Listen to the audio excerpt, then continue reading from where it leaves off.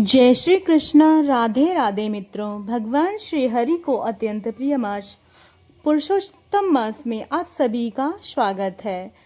आज हम अध्याय 21, 22 और 23 एक साथ करेंगे, क्योंकि किसी कारणों के द्वारा मैं यहाँ कथा आप सबके बीच नहीं ले आ पाई थी और आज हमारे स्वास्थ्य में थोड़ा सा सुधार है, जिसके कारण हम पुनः से आप सबके बीच में पुरुषोत्तम मास को अधूरा ना छोड़ते हुए इन अध्यायों का एक साथ श्रवण करेंगे। तो चलिए इसी मास से जुड़ी हुई इस महात्मन का गाथा गाते हुए इन सुंदर और पौराणिक कथाओं का श्रवण करते हैं बिना किसी रुकावट के। चलिए कथा में आगे बढ़ते हैं और आज की कथा का आरंभ करते हैं। ऋषि वाल्मीकि ने कहा, प्रतिमा अग्नि में तपाई गई, इसलिए उन मूर्तियों का प्रथम प्राण प्रतिष्ठा करें। इसके बाद धातु निर्मित वह प्रतिमा केवल धातु है, बिना प्राण प्रतिष्ठा करे सोना जैसे पहले था वैसा ही मूर्ति होने पर भी रहता है। वेदों के मंत्रों को जानने वाला ब्राह्मण निरंतर हृदय पर अंगूठा रखकर वेद मंत्रों की प्रतिमा से प्राण प्रतिष्ठा करें। इस मूर्ति के लिए प्राण रहे या मूर्ति के लिए प्राण जाए, यह भावना निरंतर मन में होनी चाहिए। इसी प्रकार प्रतिमा का दैवत्व लाने के लिए स्वाहा लगाकर यजुर्वेद के मंत्रों को पढ़ें और इस प्रकार प्रतिमा का प्राण प्रतिष्ठा करने के बाद श्री पुरुषोत्तम भगवान का ध्यान कर कहे, हे देवेश, हे पुरुषोत्तम, मैं यह आसन श्री राधा कृष्ण को अर्पण करता हूँ। गंगा आदि सब तीर्थों से प्रार्थना करके मेरे द्वारा लाया हुआ यह जल सुख से स्पर्श करने योग्य है। हे भगवान, आप मुझे इस पाद के लिए ग्रहण करें। ऐसा कहकर श्री गंगा जी के जल को सुंदर कलश में रखें और फिर कहें, इस गंगा जल का आचमन करिए और ऐसे आचमन अर्पण करें। फिर पंचामृत से स्नान करवाएं और आचमन दें। सर्व कामनाओं की सिद्धि के लिए 2 बार पीतांबर और आपके भेंट कर रहा हूँ। इस प्रकार वस्त्र देकर आचमन करें। हे प्रभु, इस संसार सागर में मेरी रक्षा करें। आप अंगूछे सहित इस यज्ञोपवीत ग्रहण करें। ऐसा कहकर यज्ञ पवित्र अर्पित करें। सुगंधि, चंदन, अक्षत, धूप, दीप, पुष्प, नैवेद्य, ऋतुफल और दक्षिणा देकर सभी वस्तुएं 16 एक एक करके अर्पण करें। फिर 16 उपचारों द्वारा श्री पुरुषोत्तम का पूजन करें। अलग अलग मंत्र बोलकर आवाहन करें। इस प्रकार पुरुषोत्तम मास में आने वाली इस मनुष्य देह से जो राधा के साथ नवीन मेघ समान श्याम श्री कृष्ण भगवान की भक्ति पूर्वक नित्य प्रति पूजन करता है, वह भक्त इस लोक में अखंड सुख भोग कर अंत में मोक्ष को प्राप्त करता है। इस प्रकार कहकर वाल्मीकि ऋषि शांत हो गए। उसके बाद राजा ने इस मास को करने योग्य कर्मों के बारे में पूछा।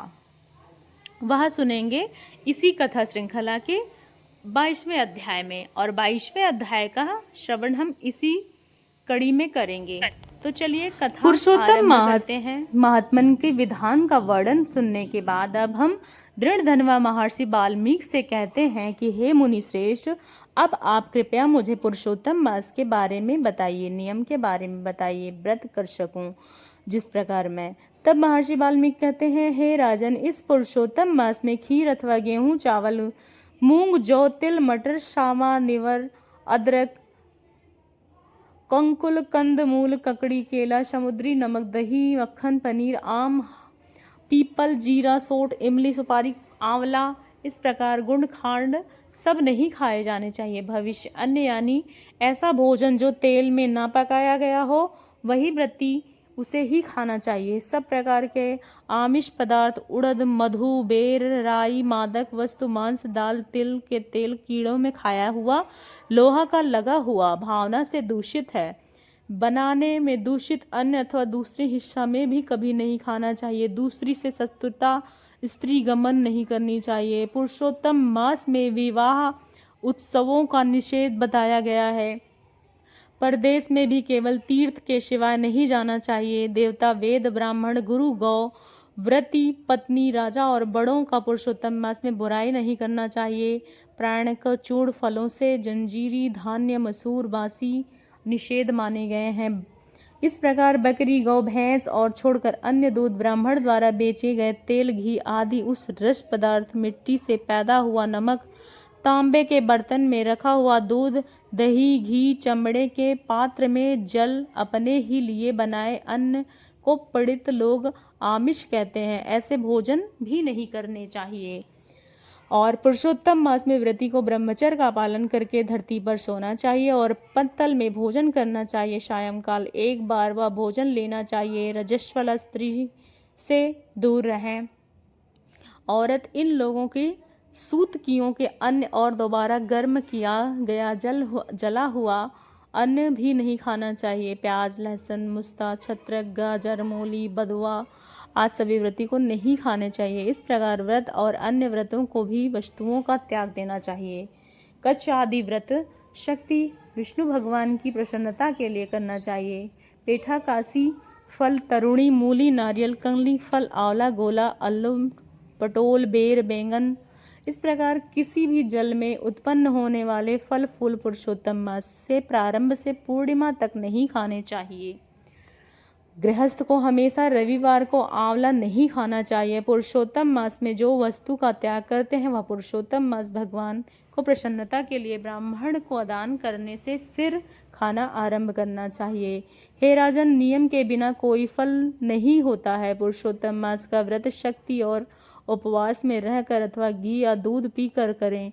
व्रती पुरुष फलाहार करके रहें। जैसे भी व्रत भंग ना हो उसी प्रकार व्रत करें। प्रातःकाल उठकर नित्य कर्म करें और फिर कृष्ण के हृदय में स्मरण करके भक्ति पूर्वक नियम धारण करें।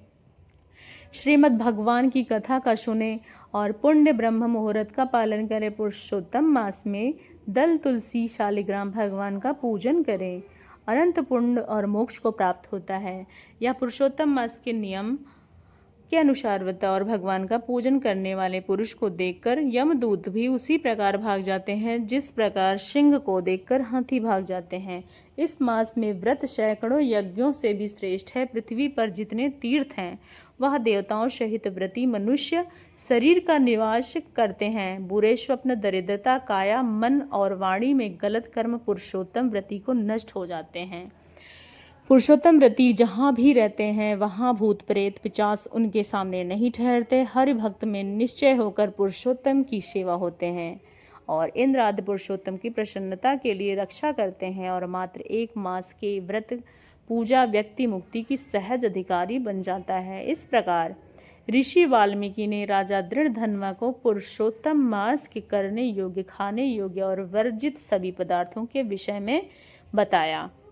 उसके बाद राजा दृढ़धन्वा महर्षि वाल्मीकि से इस पुरुषोत्तम मास के फल के विषय में पूछेंगे और वह सुनेंगे हम 23वें अध्याय में, यानी कि आज की ही कथा श्रृंखला में। तो चलिए अध्याय 23 हम आरंभ करते हैं। अध्याय 23 की कथा श्रृंखला में आप सभी श्रोतागण से पुनः स्वागत करते हैं। चलिए बाकी बचे हुए दिनों में भी हम भगवान श्री कृष्ण का स्मरण करते हुए अपने आध्यात्मिक साधना का लाभ उठाते हैं और आज की कथा का आरंभ करते हैं। वाल्मीकि ने कहा कि पाप नाशिनी कथा सुनने से 5 प्रकार के पाप दूर हो जाते हैं, इसलिए आप इस कथा को ध्यान से सुनिए। सौभाग्य नगर से एक सत्य वक्ता, अत्यंत बुद्धिमान, पराक्रमी चित्रबाहु नाम के एक प्रसिद्ध राजा हो गए। वो राजा सहनशील, सभी धर्मों को जानने वाले, शीलवान, रूपवान, दयालु, ब्राह्मण, वक्त भगवत चरित्र सुनने वाले, अपने पत्नी सहित प्रेम रखने वाले, पुत्रवान, हाथी, घोड़ा, रथ और पैदल सेना वाले, सब धन्य धान्य युक्त थे। वो श्री कृष्ण के अतिरिक्त अन्य किसी देवता को नहीं मानते थे। एक दिन राजा चित्रबाहु ने दूर से आते हुए मुनिश्रेष्ठ अगस्त जी को देखा। राजा ने दंडवत प्रणाम करके उनका विधि पूर्वक पूजन किया। ऋषि अगस्त को पूर्ण श्रद्धा और प्रेम सहित आसन पर बिठाने पर पूजन करने के बाद राजा चित्रबाहु विनय पूर्वक महर्षि अगस्त जी से कहने लगे, हे मुनिश्रेष्ठ, आज मेरा जन्म, जीवन, राज्य, महल आदि सभी धन्य हुए। जो श्री कृष्ण के सच्चे सेवक हैं, आप मेरे यहाँ पधारे। तारों की चमक तभी तक है जब तक सूर्य उदय ना हो, उस प्रकार अन्य ब्राह्मण तभी तक हैं पूजनीय जब तक वैष्णव ब्राह्मण ना हो। यह सुनकर ऋषि अगस्त ने कहा, हे चित्रबाहु, तुम धन्य हो, तुम्हारी प्रजा धन्य है जो तुम सखे वैष्णव राजा के रक्षित हो। इस राज्य को न रहे तो वैष्णव राजा ना हो। सुने वन में रहना अच्छा, लेकिन असमय वन में रहना अच्छा नहीं है। इस प्रकार जो श्री कृष्ण के चरण का आश्रय हो, उसके राज्य में प्रजा जन सुखी ही रहते हैं। हे राजन, आज मेरे नेत्र सफल हुए जो तुम्हें देखा, और वाणी सफल हुई तुम्हारे साथ बातचीत की। इस राज्य में आप अपना पालन करें, यही मेरी आज्ञा है। अब मैं जाता हूँ। इस प्रकार कहकर तब अगस्त ऋषि जाने के लिए तैयार होने लगे। तब राजा चित्रबाहु की ईश्वर भक्त और पतिव्रता पत्नी रानी चंद्रकला ने आकर उन्हें भक्ति पूर्वक प्रणाम किया। अगस्त ऋषि ने कहा, अटल सौभाग्यवती रहो और कृष्ण भक्ति में पति सेवा से तुम्हारी प्रीति इसी प्रकार बनी रहे। और राजा ने पूर्व जन्म का सारा वृतांत जानना चाहा कि प्रभु मुझे यह सुख किस कारण हुआ है। तब स्मरण करके पूर्व जन्म का सारा चरित्र प्रभु महर्षि ने जान लिया, और वह सब इतिहास तुम्हें कहता हूँ, ध्यान पूर्वक सुनो। अपने पूर्व जन्म में तुम चमत्कार नामक नगर में शूद्र जाति के मणिग्रव नाम से प्रसिद्ध थे और जीव हिंसा करने लगे रहते थे। नास्तिक दुष्ट स्वभाव, पराय स्त्रियों को छीना किए हुए, उपकार न हो, शिष्टाचार से रहित तुम स्वभाव से ही थे। इस समय जो तुम्हारी पत्नी है, यही पूर्व जन्म में मन, वचन और कर्म के प्रति परायणा तुम्हारी पत्नी थी। पाप कर्म के कारण तुम्हें भाई बांधवों की जाति से अलग कर दिया था। राजा ने भी तुम्हारे अपराधों के कारण तुम्हारा धन छीन लिया था, और जो बाकी धन बचा वो जाति के भाइयों ने छीन लिया। इस प्रकार धन नष्ट होने पर तुम्हारी पुनः बहुत से धन पाने की इच्छा हुई। धन नाश होने पर भी तुम सती स्त्री से तुम्हें नहीं छोड़ा था, लेकिन अन्य जनों से तिरस्कृत होने के कारण तुम नगर छोड़कर वन में जीवों को मारकर अपना निर्वाह करने लगे। अगस्त ऋषि के आगे कहा, राजन, उस जन्म की तुम शिकारी मणिग्रीव के रूप में जैसे गुजारा कर रहे थे। एक दिन तुम यानी कि शिकारी मणिग्रीव धनुष बाण लेकर वन में शिकार की खोज में गया, जहाँ बहुत से मृग आदि पशु रहते थे। उस मनुष्यहीन जंगल में रास्ता भूले हुए एक महान योगी उपदेव जी अत्यंत व्यथित होकर घूम रहे थे। दोपहर का समय था और मुनि का रास्ता नहीं मिल रहा था। प्यास के कारण उपदेश में व्याकुल होकर वह गिर पड़े और मोक्षित हो गए। उनकी अवस्था मरणासन हो चुकी थी। हे राजन, उसी समय तुम वहां पहुंचे। रास्ता भूले हुए मूर्छित उन ब्राह्मण को देखकर तुम्हें दया आ गई। उन्हें उठाकर तुमने अपने स्थान पर ले गए। तुम्हारी पत्नी और तुमने मिलकर उनकी बहुत सेवा की। थोड़ी देर बाद उपदेव जी हमेशा होश में आए और बड़ा आश्चर्य करने लगे कि ये तो वन में था और कौन लेकर आया। तब मणिग्रीव ने उपदेश में जी कहा, महाराज आप घबराएं नहीं, यहाँ कमल नयनियों से भरा सुंदर होकर फलाहार और जलपान करें, तत्पश्चात सुख पूर्वक विश्राम करें। उपदेव ब्राह्मण उठने के बाद मणिक की बात सुनते ही प्यास लगने के कारण उठकर बैठ गए। तब मणिग्रीव ने उन्हें सहारा देने के लिए उनकी भुजा पकड़ ली और उनकी सहारे वो ब्राह्मण तालाब पर पहुंचे और किनारे पर पुनः विश्राम करने लगे। तालाब के किनारे वटवृक्ष की छाया में विश्राम के बाद स्नान करके नित्य कर्म करके वासुदेव भगवान के पूजन में लग गए। तत्पश्चात देवता और पितृ तर्पण किया और बाद में वो शीतल जल में पीकर उनसे वटवृक्ष के नीचे आ बैठे। वह आगे की कथा सुनाते हुए अगस्त ऋषि ने राजा अपनी पत्नी के साथ मणिग्रीव में आकर मुनि उपदेश दी के प्रणाम किया। अत्यंत विनम्र भाव से मणिग्रीव उपदेश जी कहने लगे, हे ब्राह्मण, हमें उद्धार करने के लिए आज आप पधारे हैं। आपके दर्शन मात्र से हम धन्य हुए। इतना कहकर मणिग्रीव अपनी पत्नी से कहने लगा, हे सुंदरी, पके हुए जो आम आदि फल हैं शीघ्र लेकर आओ, देर ना करो, और जब अन्य फल हो उन्हें भी लेकर आओ। अपने स्वामी के वचन सुनकर पतिव्रता शीघ्र ही वहां पर झोपड़ी से कंद मूल फल आदि लेकर आई और ब्राह्मण के सम्मुख रख दिया। मणिग्रीव ने कहा, श्रेष्ठ मुनि, इन फलों को स्वीकार करके हम दोनों को कृपा कृतार्थ करें। तब तुम कौन हो, कृपया हमें अपना परिचय दो। तब मणिग्रीव ने कहा, ब्राह्मण श्रेष्ठ, मैं एक शूद्र हूँ। मणिग्रीव मेरा नाम है। अपने जाति के भाइयों में मेरा त्याग कर दिया। इस प्रकार उसके वचन सुनकर ब्राह्मण फलाहार किया। उसके समय मणिग्रीव और उसकी पत्नी भली भांति उनकी सेवा करते रहे। जब जलपान करके उपदेव पूर्वक सुख पूर्वक बैठ गए, तब मणिग्रीव ने उनके चरण अपनी गोद में रखकर दबाना और उनके पत्नी हवा झालना आरंभ कर दिया। मणिग्रीव ने कहा, हे मुनि श्रेष्ठ, इस भयंकर निर्जन वन में जहाँ हिंसक जीव विचरण कर रहे हैं और जल भी प्राप्त नहीं है, आप कैसे पधारे? तब देव जी ने कहा, महाभाग मैं ब्राह्मण हूँ, प्रयागराज जाते हुए इस दारुण वन में आकर रास्ता भूल गया था। मैं थक गया था, प्यास भी बड़े जोर की लगी थी और मैं मरणासन हो गया था। तब तुमने मुझे जीवन दान दिया। हे मणिग्रीव, तुम दोनों स्त्री पुरुष इस घोर वन में वास क्यों लिया, यह भी मुझे बताओ।